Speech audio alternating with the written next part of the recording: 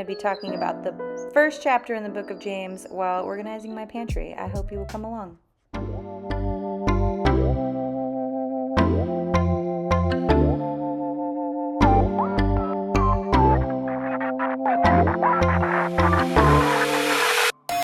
James has always been one of my favorite books. There have been many times in my life that I've gone through a trial and pulled out the book of James. I personally really like friends who are bold, who are blunt, who say what they think. I'm not really that way, but I'm drawn to those kinds of relationships. I think because I know where I stand with those people. Sometimes even uninvited, they might tell you that they need you to do something, or that they see something in you that's not good. And I love that kind of accountability. I love being told when I need to make a change. And I imagine that James was that way. He seems like a very blunt, bold writer at the least. He was also the brother of Jesus, and he was not a believer until Jesus rose from the dead. My pastor likes to ask the question, what would it take for you to believe that your sibling or your brother was the Lord? And I love my brother a lot, but there's not anything he could ever do that would convince me of that. And I try to put myself in James's shoes when I think about how he grew up in the same house. He had the same parents. He, I'm sure, heard about and even saw much of what Jesus did, and he was not on board. And apparently when James knew his brother rose from the dead, I'm guessing he's one of the people that saw Jesus when he came back. He was all in. He became a valued part of this movement, and he wrote this incredible book. Only 5 chapters, but in my opinion, they're like my favorite 5 chapters in the Bible. I can't tell you how many times I have played one of the Bible apps on my phone and just listened to the words being read. We're going to read through the first chapter of James, and we're just going to talk through this first chapter of James. Hopefully we'll come back and talk through maybe the rest of the book. So first off, let's read through the first chapter of James. I'm going to be reading NIV, and it starts out with a greeting. It's a letter. He was writing a letter, and let's go. James, a servant of God and of the Lord Jesus Christ, to the 12 tribes scattered among the nations, greetings. Consider it pure joy, my brothers and sisters, whenever you face trials of many kinds, because you know that the testing of your faith produces perseverance. Let perseverance finish its work, so that you may be mature and complete, not lacking anything. If any of you lacks wisdom, you should ask God, who gives generously to all without finding fault, and it will be given to you. But when you ask, you must believe and not doubt, because the one who doubts is like a wave of the sea, blown and tossed by the wind. That person should not expect to receive anything from the Lord. Such a person is double-minded and unstable in all they do. Believers in humble circumstances ought to take pride in their high position, but the rich should take pride in their humiliation, since they will pass away like a wild flower. For the sun rises with scorching heat and withers the plant. Its blossom falls, and its beauty is destroyed. In the same way, the rich will fade away even while they go about their business. Blessed is the one who perseveres under trial, because having stood the test, that person will receive the crown of life that the Lord has promised to those who love him. When tempted, no one should say, God is tempting me. For God cannot be tempted by evil, nor does he tempt anyone. But each person is tempted when they are dragged away by their own evil desire and enticed. Then, after desire has conceived, it gives birth to sin, and sin, when it is full grown, gives birth to death. Do not be deceived, my dear brothers and sisters. Every good and perfect gift is from above, coming down from the Father of the heavenly lights, who does not change like shifting shadows. He chose to give us birth through the word of truth, that we might be a kind of first fruits of all he created. My dear brothers and sisters, take note of this. Everyone should be quick to listen, slow to speak, and slow to become angry. because human anger does not produce the righteousness that God desires. Therefore, get rid of all moral filth and evil that is so prevalent, and humbly accept the word planted in you, which can save you. Do not merely listen to the word and so deceive yourselves. Do what it says. Anyone who listens to the word but does not do what it says is like someone who looks at his face in a mirror, and after looking at himself goes away and immediately forgets what he looks like. But whoever looks intently into the perfect law that gives freedom and continues in it, not forgetting what they have heard, but doing it, they will be blessed in what they do. Those who consider themselves righteous and yet do not keep a tight rein on their tongues deceive themselves, and their religion is worthless. Religion that God our Father accepts as pure and faultless is this: to look after orphans and widows in their distress, and to keep oneself from being polluted by the world. I could probably talk about every verse in this chapter. Gosh, it's my favorite chapter in the whole Bible. I mean, it's so challenging. It's so challenging. So I don't really know where to start, but I think I'll just start at the beginning. And I'd really love to know where this hits you and what in your life, what popped to your mind when you were listening to this. And if you want to share in the comments, that would be amazing. Consider it pure joy, my brothers and sisters, when you face trials of many kinds, because you know that the testing of your faith produces perseverance. I thought about starting this channel because I am trying to get pregnant for the first time. I am currently 45 years old.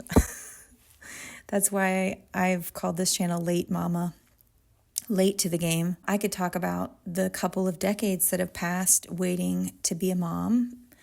My faith has been very tested. I hope that has produced perseverance. I met my now husband a couple of years ago in 2020, actually, and we got married in January of 2022. And we decided to wait 2 years. I was feeling panicky, actually, at the time, not trusting God and wanting to try to get pregnant as fast as possible. I also knew that my AMH numbers were really bad. I had gone to a fertility clinic maybe a year earlier and found out that the numbers were really, really low. And I knew that if we didn't get pregnant right away, that we might not be able to. Well, I had my last period on our honeymoon, which felt, when you feel like God has a sense of humor. I mean, it was literally my last period was on our honeymoon. And we had waited, for you Christians out there, we postponed some activities. So the first chance that I could have probably gotten pregnant was actually, we were like 2 days too late, Well, I guess you ovulate mid-month, but I was really mad at God for a while about it. And then I came to the conclusion that he wanted to tell us that this was not the way it was going to happen. He wanted it to be obvious. And I think he protected us from a whole lot of IVF costs and heartbreak. I found out about 9 months later that I was not in perimenopause, but in full menopause. I was in total denial because, my dream was to have a baby, and I just really did not want to find out that it was not going to happen. And so I grieved for a while, and I think he encouraged me, let's just wait till we've been married for 2 years. At the time, I did not want to wait, but I'm really grateful that I did because that was very wise on his part. And it allowed for us to develop our friendship more and for our families to connect, me with his 3 kids and him with my brother and my parents and my brother's family. It just gave us a lot of time to have shared experiences. I treasure, and I think they were critical and valuable for all of our relationships. I'm so thankful I wasn't distracted by this panicked need to get pregnant. We decided we were going to wait, and so I put it out of my mind. It was wonderful. I think I had a lot of peace about it for a year and a half. And then the 2-year mark was coming up, and we decided that we were going to start with the adoption process. And I don't even remember why that we thought we would start with that. I think I was worried that I was too old. I had heard about embryo adoption, and I think I was thinking that I was too old to do that. I don't know what I was thinking exactly, but I just felt like we're Christians. We're supposed to bring in widows and orphans. I think that's in this chapter, right? Yeah. Verse 27, religion that God our Father accepts as pure and faultless is this: to look after orphans and widows in their distress and to keep oneself from being polluted by the world. So I'm supposed to adopt, right? that was totally written specifically for my current circumstance. I think that's what we were both thinking, like, surely we should adopt. And we may still adopt someday if God leads us to do that, but I cannot even tell you how many weird roadblocks there were. And there's the adoption process. There are a lot of roadblocks anyways. Like, it is a slow, multi-stepped process. But there were just things that happened specifically for us. Like, you have, gobs and gobs of paperwork to fill out. And my husband was born in Serbia, and we looked everywhere. Well, I looked everywhere for his birth certificate, and we could not find it. And you kind of have to have a birth certificate. Maybe a month after we decided we were not going to adopt, at least not right now, I found his birth certificate. We also learned, we had our first appointment with our home study lady in January of 24, and we learned pretty quickly on that all the steps that we have to do because we're considered adults in the household. His daughter, who was 18 at the time and a senior in high school, she would have to do everything that we had to do. And there's a lot. Like, you have to get background checked and STD tested and get a physical and get fingerprinted and on and on and on. We left the meeting, and I don't know if we both landed on this at the same time, but I think he let me figure it out on my own. But I went home and prayed about it, and I was like, no, I'm not going to ask her to do all of that. Like, I don't get to make really any parenting decisions around her. I love her so much. I can't believe, like, it was never my plan to have stepkids, and to have 3 stepkids that I dearly love. It's very unexpected and wonderful. But I'm not their mom, obviously. And so my job is to, try to make them all feel loved and cared for, and her particularly, because she lived with us off and on, whatever I could do to, have her favorite foods in the house and try to do craft projects and paint together and decorate her room for the holidays so she felt special. I can do that kind of stuff, but I don't really get to make the big decisions. I feel like my husband considers my opinion, but at the end of the day, and rightfully so, he does what he thinks is best based on the many years that he has known her, longer than me. And with her mom, they know her and they get to decide, and I don't get to decide. But in this moment, I felt like I do get to decide, and I'm going to love her in this by not saying anything, by not doing it. And so that immediately put a 6-month hold on the adoption process for us. We had to wait until she was graduated and on her way to college. And there are just a lot of things like that. There were a lot of little unique to us roadblocks. And part of me, maybe it was more perseverance that was required, but I felt like I was doing it because I felt like it was the right thing to do, but I did not feel like I was doing it because I felt like the Holy Spirit was leading me to that. And so several months in, I remembered that someone had told me long ago about embryo adoption. And so we started talking about that, and I felt like I had explained to my husband what it meant. And then when we got into the details, he was like, so we're going to use my sperm, right? And I was like, well, that's not what embryo adoption is. And I don't know if you know what so embryo adoption is when people who've gone through the IVF process, they fertilize eggs. They may get them through a variety of ways, but they end up with extra embryos that they are not going to carry to term. So maybe they have 5 kids and they're like, we can't have any more kids. Or maybe mom cannot get pregnant again. And the parents have the option to donate their embryos. I think there's a couple of companies out there that do what sounds more like adoption, where someone like me and my husband theoretically could apply and the parents could choose us. I felt pretty great about that. We had gone through the whole adoption process, and I learned so much about how valuable it is for a child to have contact or know their story or have know their genetic background from their genetic parents. And I just really thought that sounded so great. But then when I started to look into it, I personally could not find any embryo adoption agencies that would consider us because we're too old. We do not qualify for the age range that they require. I technically do, but our combined ages, my husband is older than me.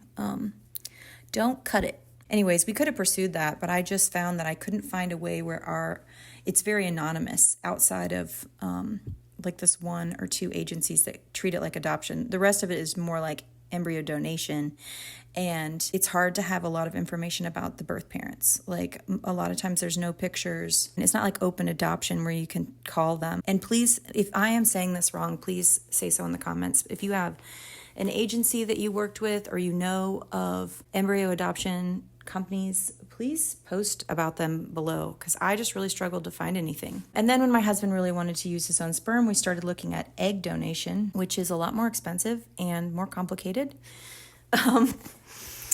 But what it would mean for us is that we could pick an egg donor, that I could pick someone that seemed like me.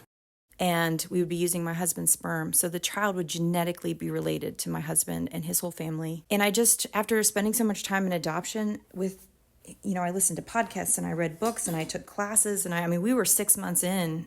We had done almost everything in the home study. We were about to pull the plug on the next step. So I spent a lot of time in that world. And I just felt a lot better about egg donation because the child would be genetically related to my husband. I did find that in the egg donation world, it's almost entirely anonymous as well. But I was lucky enough to find this one company called Elevate that has some of their donors are willing to have some kind of open relationship. Most egg donation companies, when they say open, what they actually mean is that when your child is 18 years old, they could reach out to the company, they could contact the egg donor. And I just worried that, a lot of these companies are new. What if they go out of business? Who's going to be responsible to make that connection? And I don't have any access to it. Only my child does when they're 18. That's not open at all. That is basically closed, which is so crazy because the entire adoption world has moved away from that. There were decades where parents lied to their kids and didn't tell them they were adopted, and then the kid found out when they were older, or they waited until the child was 18 to tell them they were adopted, and then they couldn't find their parents. And we've just learned that that's not in the best interest of the child. And so I find it disappointing that the egg donation world is so far behind and they're not learning from the adoption world, which is kind of how we landed on egg donation. I think we'll save the egg donation process for the next video. I want to reiterate, even if I didn't say it, that I don't want to talk anyone out of adoption or embryo adoption. If that is the direction that God is leading you, you should definitely do that. I just kind of wanted to create a space where I could share our journey and how we've landed where we are. And I have friends who've done both adoption and embryo adoption, and they have the most beautiful families, and they're also being super kind and encouraging for us on this different journey. So if you like this, if it was helpful to you, please like and subscribe and come back for the egg donation process. Thanks, bye.